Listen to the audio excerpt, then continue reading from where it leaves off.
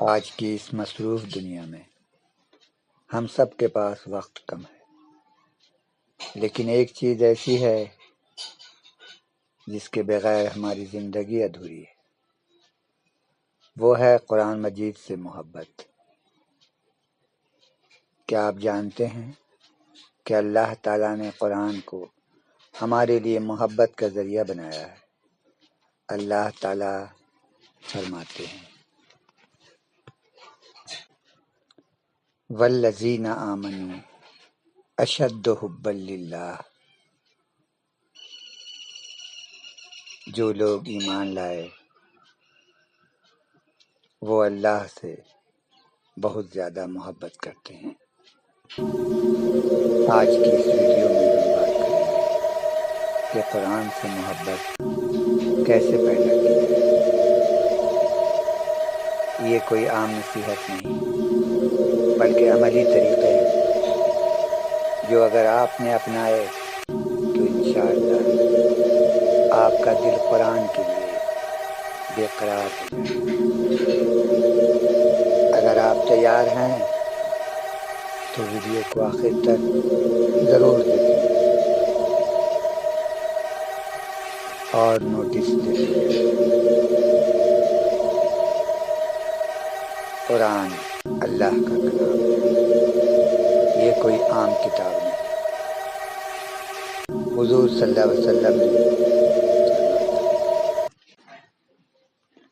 خیرکم من تعلم القرآن وعلمہ، تم میں سے بہتر وہ ہے جو قرآن سیکھے اور سکھائے۔ قرآن سے محبت رکھنے والا شخص کبھی تنہا نہیں ہوتا، ہر مشکل میں سکون پاتا ہے، اللہ کی طرف سے خاص رہنمائی ملتی ہے۔ قیامت کے دن قرآن اس کا سفارشی ہے۔ قبر میں جب عذاب قبر کا فرشتہ پہنچے گا تو یہی قرآن ہے جو پڑھنے والوں کے لیے ڈھال بن جائے گا۔ ہر ممکن جد و جہد کرے گا پڑھنے والے کی حفاظت کے لیے۔ ایک صحابی رسول اللہ صلی اللہ علیہ وسلم کے پوچھا، یا رسول اللہ، مجھے ایسی چیز بتائیں جو مجھے اللہ اور جنت کے قریب کر دے۔ آپ صلی اللہ علیہ وسلم نے فرمایا، قرآن پڑھو۔ قرآن سے محبت کرنے کے طریقے: نیت صاف رکھیں۔ سب سے پہلے دل میں یہ نیت کریں کہ میں قرآن اس لیے پڑھ رہا ہوں کہ اللہ مجھ سے راضی ہو جائے، دکھاوے کے لیے نہیں۔ روزانہ تھوڑا تھوڑا پڑھنے کا عادی بنیں۔ 10 آیات بھی روزانہ پڑھ لیں لیکن باقاعدگی سے۔ حضور صلی اللہ علیہ وسلم نے فرمایا، سب سے محبوب عمل وہ ہے جو تھوڑا ہو لیکن مستقل ہو۔ ترجمہ اور تفسیر کے ساتھ پڑھیں۔ قرآن کو اپنی زندگی میں لاگو کر لیں۔ جو آیت پڑھیں اس پر عمل کریں۔ مثلاً وَأَقِیمُوا الصَّلَاةَ پڑھیں تو فوراً نماز کا اہتمام کریں۔ قرآن کو برکت والے وقت میں پڑھیں، فجر کے بعد، رات کو سونے سے پہلے یا جمعہ کے دن تو بہتر ہے۔ ہر نماز کے بعد یہ دعا کریں، اے اللہ، میں تجھ سے تیری محبت مانگتا ہوں، تیری محبت کرنے والوں کی محبت اور ہر اس عمل کی محبت جو مجھے تیرے قریب کر دے۔ قرآن کو اپنا بہترین دوست بنائیں، سفر میں، تنہائی میں، خوشی میں، غم میں قرآن کھولیں۔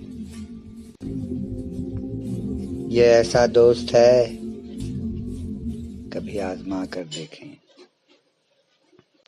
زندگی میں اور زندگی کے بعد بھی نبی کریم صلی اللہ علیہ وسلم نے ایک دن حضرت عبداللہ بن مسعود رضی اللہ تعالیٰ عنہ سے فرمایا، مجھے قرآن سناؤ۔ ابن مسعود رضی اللہ تعالیٰ عنہ عرض کیا، یا رسول اللہ، آپ پر تو قرآن نازل ہوا ہے، میں آپ کو کیسے سناؤں؟ آپ صلی اللہ علیہ وسلم نے فرمایا، میں دوسروں سے سننا پسند کرتا ہوں۔ ابن مسعود رضی اللہ تعالیٰ عنہ نے سورہ نساء پڑھنی شروع کی، اور جب یہ آیت آئی، اور ہم آپ کو ان لوگوں پر گواہ بنا کر لائیں گے، تو نبی صلی اللہ علیہ وسلم کی آنکھوں سے آنسو بہنے لگے، اور آپ نے فرمایا، بس۔ قرآن سننا بھی نبی صلی اللہ علیہ وسلم کو رلا دیتا تھا، ہم کیوں نہیں روتے؟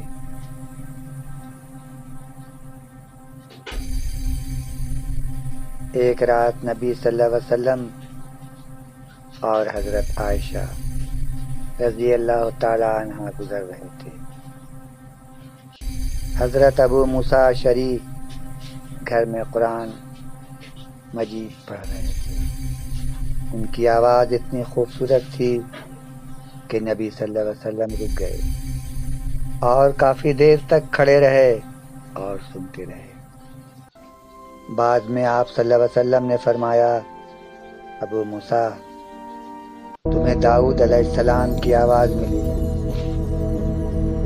خوبصورت تلاوت دل کو اللہ کی طرف کھینچ لیتی ہے۔ صحیح بخاری شریف اور مسلم شریف دونوں مستند حدیث سے ماخوذ ہیں۔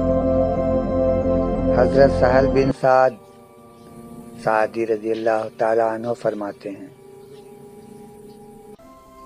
کہ ایک بار ایک عورت رسول اللہ صلی اللہ علیہ وسلم کی خدمت میں حاضر ہوئی اور عرض کیا، یا رسول اللہ، میں نے اپنے آپ کو آپ کے لیے قربان کر دیا۔ نبی کریم صلی اللہ علیہ وسلم نے سنا مگر خاموش رہے۔ اس عورت نے پھر تکرار کی، نبی صلی اللہ علیہ وسلم خاموش رہے۔ وہیں موجود ایک صحابی خاموش نہ رہ سکے، کھڑے ہوئے اور عرض کیا کہ یا رسول اللہ، اگر اجازت ہو تو میں کچھ عرض کروں۔ جب اجازت ملی تو ان صحابی نے کہا کہ اگر آپ کو اس کی حاجت نہیں تو مجھ سے اس کا نکاح کروا دیں۔ آپ صلی اللہ علیہ وسلم نے فرمایا، تمہارے پاس اسے مہر میں دینے کے لیے کچھ ہے؟ صحابی نے کہا، واللہ میرے پاس تو کچھ بھی نہیں۔ آپ صلی اللہ علیہ وسلم نے فرمایا، لوہے کی ایک انگوٹھی ہی صحیح، تلاش کرو۔ وہ گئے، تلاش کیا، اور واپس آ کر بولے نہیں ملی، حتیٰ کہ لوہے کی انگوٹھی بھی نہیں ملی۔ ان کے پاس ایک تہبند کے سوا کچھ بھی نہ تھا۔ آپ صلی اللہ علیہ وسلم نے فرمایا کہ تہبند اگر دے دو تو تم بغیر کپڑے کے رہ جاؤ گے اور وہ بھی پورا نہیں پہن سکے گی۔ صحابی مایوس ہو کر جانے لگے۔ رسول اللہ صلی اللہ علیہ وسلم نے انہیں واپس بلایا اور پوچھا کیا تمہیں قرآن مجید سے کچھ یاد ہے؟ انہوں نے عرض کیا جی ہاں، مجھے فلاں فلاں صورتیں یاد ہیں۔ انہوں نے چند صورتوں کے نام بتائے تو نبی کریم صلی اللہ علیہ وسلم نے فرمایا جاؤ، میں نے تمہارا نکاح اس عورت سے ان صورتوں کے بدلے کر دیا جو تمہیں یاد ہے، یعنی تم اسے یہ صورتیں سکھا دینا، یہی اس کا مہر ہوگا۔ آپ کو یہ بیان کیسا لگا؟ کامنٹس کر کے ضرور بتائیں۔